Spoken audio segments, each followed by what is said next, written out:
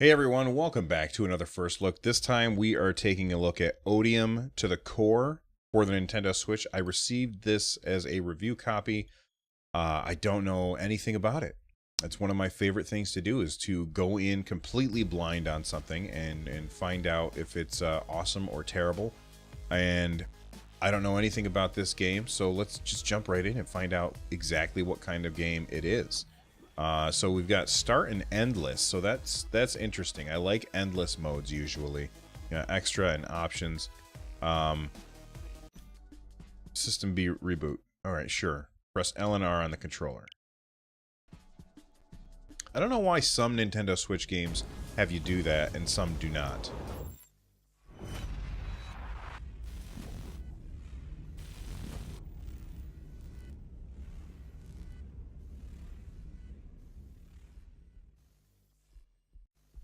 Okay, that was weird.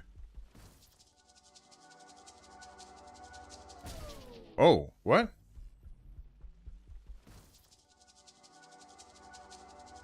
Oh, okay. So right now it's just like a one button thing. Red is good. Checkpoint, save your progress.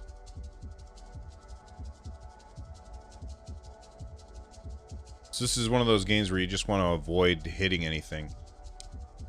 Tap less for more points.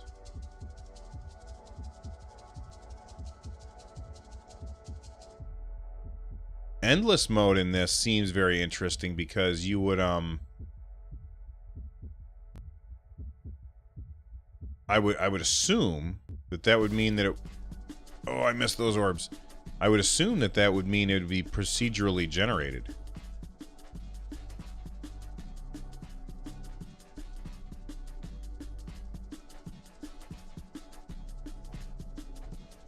These orbs are harder to get than you would think, because you're constantly thinking about, I want to tap less so that I can get higher points, but I'm missing out on orbs because I'm not tapping the right amount. Oh man, I almost ran right into a wall there.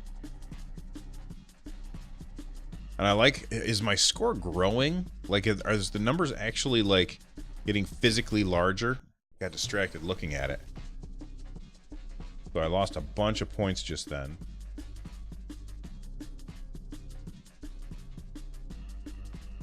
Or did I lose those points, or is that what my score was when I got to the, Ooh, that was really close. When I got to the checkpoint.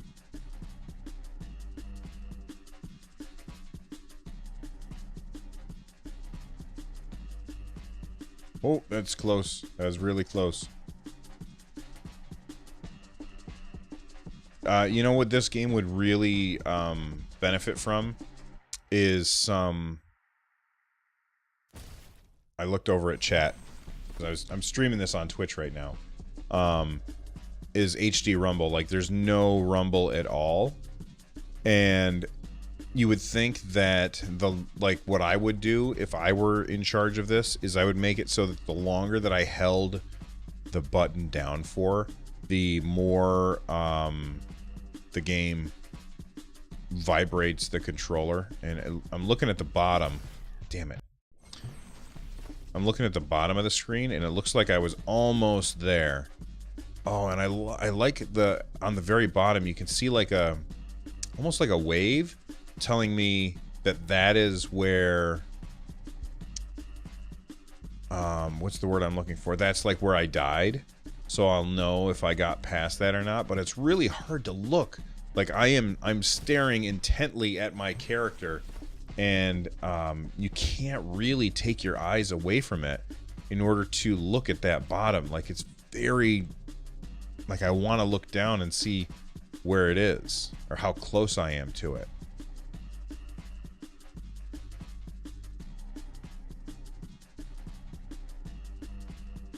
Careful, careful.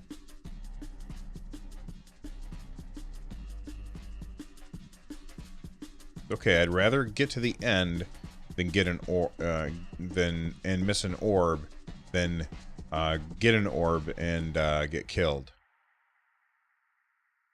Alright, we're at the end. Is this a boss fight or something? Uh-oh.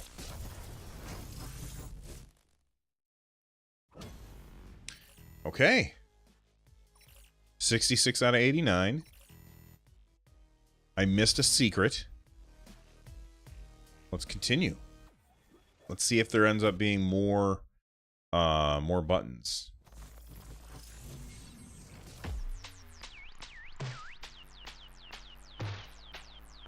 Music is very strange.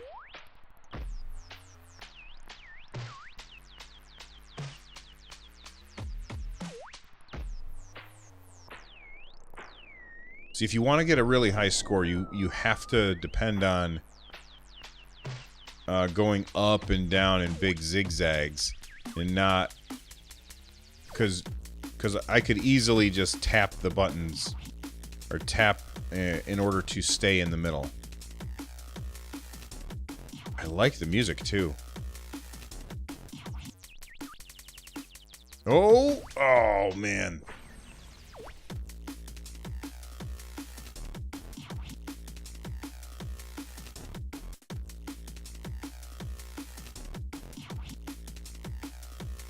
There we go. Alright, those little pinball things have opened up. Oh, man. Wow, you really start going fast. The music changing based on what you do? I can't tell. Like, that's a really good question, Pitterate. Is the music changing based on what I'm doing?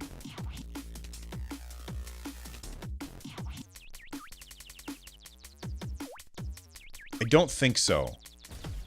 Let me grab my headphones. I'm gonna have these on and make it louder. The music kind of reminds Nakashima-fied in chat of Powerpuff Girls. I never watched that show. I think my daughter used to watch it, but not very much. I think it was before her time. I don't think that the music is responding to me.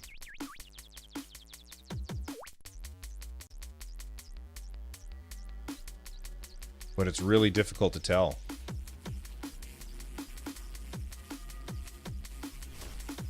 Ugh.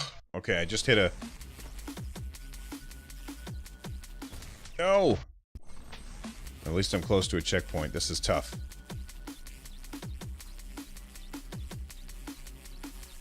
I can feel my hand cramping.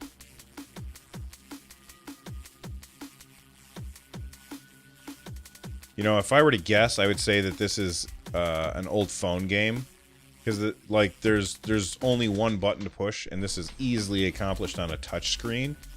In fact, I am curious if this is a game that can be played using the touchscreen of the Switch. Which I will try if I... Hopefully I remember... Let's check.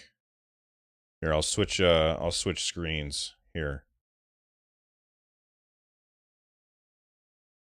All right. No, you can't play it with the touchscreen.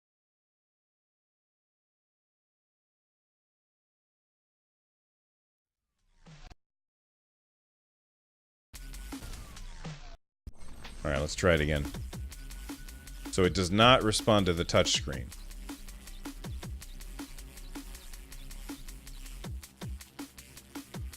I like how the light is trying to peek between things as I go past it. Like right there in the middle of the screen, you can see those, like the shafts of light kind of trying to peek between the clouds almost. I think that's a really neat effect. I can feel my hand cramping up as I try and play this, though.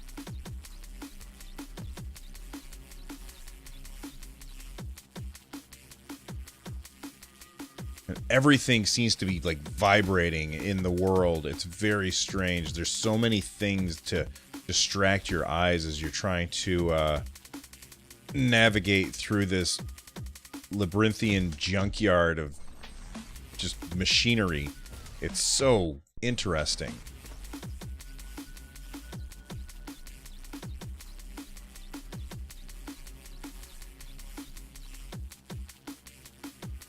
Careful, careful, careful.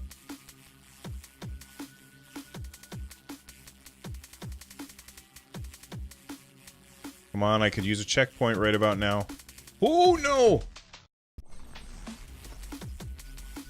It does look like a phone game.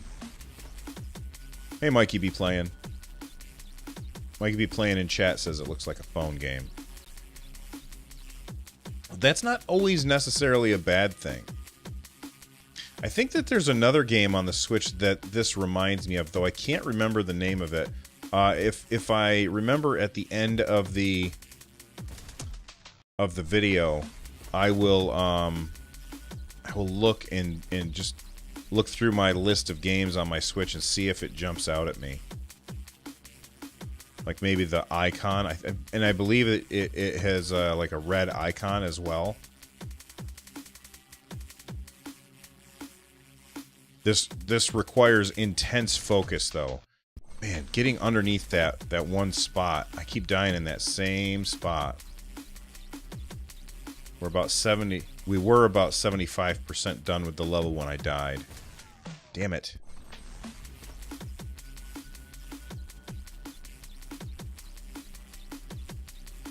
Oh no, my nose itches. Oh man, that was scary. My nose itches. Ugh.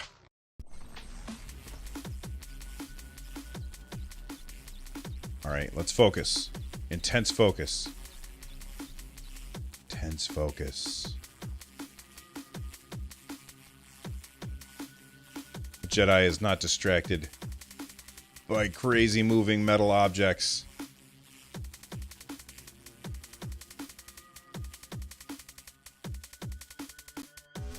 There we go. Oh my god! Oh man, that was scary. Things got fast. Like, is it just me or did that totally speed up the entire game just then?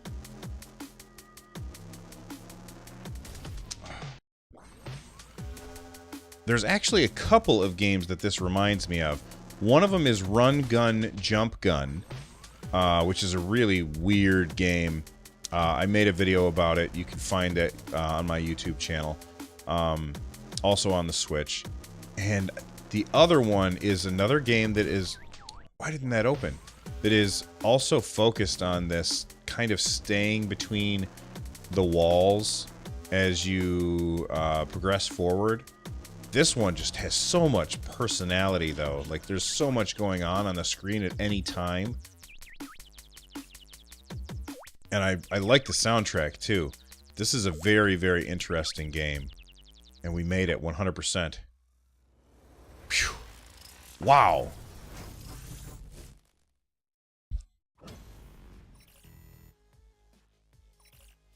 That is very, very interesting. Alright, so the other game that this reminds me of, let's see if I can find it. I think the icon is even red. Looks like it has a ball or something. Not Road to Valhalla, that's not it. Not Red Hat Ricochet. I'm trying to find it, It's not Graceful Explosion Machine. Shoot, I guess I can't remember. I can't remember what it is. Maybe it wasn't on the Switch. Alright. Alright. Odium, what's this called again? Odium to the Core? That is very cool. That surprised me. I'm going to keep that on my Switch and I'm going to play it some more. It seems like it's the kind of game where it would make a lot of sense that you would take it out and play it when you're out and about. But I don't think it would work very well that way. This is the kind of game where you want to be focused without distractions. You don't want to have a million things going on around you or you're just going to die. And you also don't want to be standing in line at the DMV and start shouting out expletives because you keep dying in the same spot as well. I really like that game, but I feel like it is not the kind of game you want to play when you're out and about. There's going to be too many distractions, and it's just going to drive you crazy. Uh, but when you're at home and you don't have as many distractions, pulling this out, getting on your headphones, because the music was pretty cool. Although it seemed a little what's the word? The music seemed a little flat. Like it didn't have a lot of dynamic range to it. Maybe that was just that song. But that's our first look at Odium to the Core. Let me know what you think of this game. I think it's very, very interesting. Thanks for watching, and I'll see you guys next time.